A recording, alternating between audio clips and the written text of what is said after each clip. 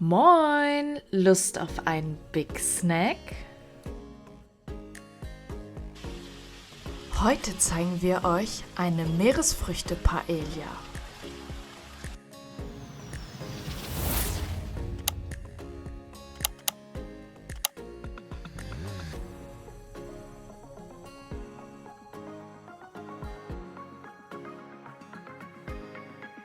Wir beginnen mit der Zwiebel und schneiden sie klein. Wir haben hier nur eine halbe genommen, weil sie ziemlich groß war.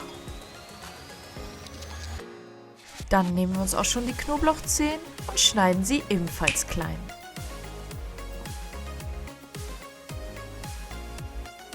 Auch die Paprika kann schon gewürfelt werden.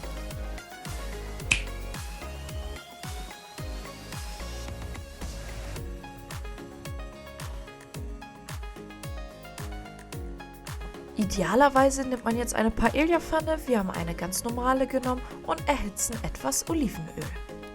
Dann geben wir unsere Garnelen und den Tintenfisch in die Pfanne und braten das Ganze etwas an.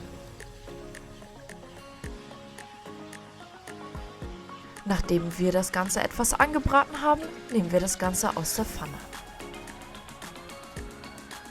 Etwas Olivenöl kommt noch in die Pfanne und dann können auch schon Zwiebeln und Knoblauch angebraten werden.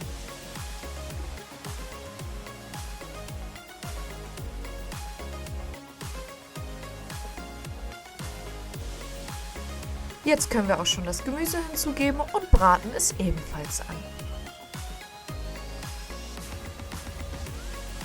Während das Ganze vorsichtig vor sich hin brät, können wir schon Muscheln kochen. Das Gemüse löschen wir mit etwas Weißwein ab und geben dann unseren Tomatenmark hinzu. Wir verrühren alles miteinander und weil wir am Anfang etwas sparsam waren, geben wir noch etwas Weißwein hinzu. Wenn das Ganze etwas vor sich hin geköchelt ist, geben wir etwas Safran dazu. Schließlich geben wir unseren Reis mit in die Pfanne und braten das Ganze etwas mit an. Nach kurzer Zeit gießen wir das Ganze mit etwas Gemüsebrühe auf. Während das Ganze vor sich hin köchelt, immer dran denken, zwischendurch mal zu rühren.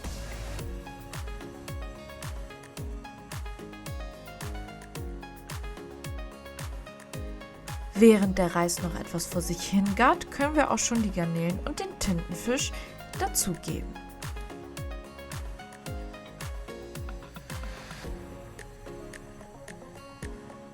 Die Paella weiter vor sich hin kochen lassen und immer dran denken, ordentlich zu rühren.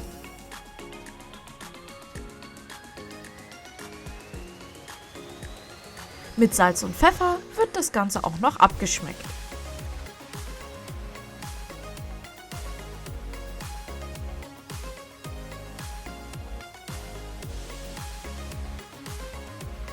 Nachdem die Brühe gut reduziert ist und der Reis fast gar ist, können wir auch schon die Muscheln hinzugeben.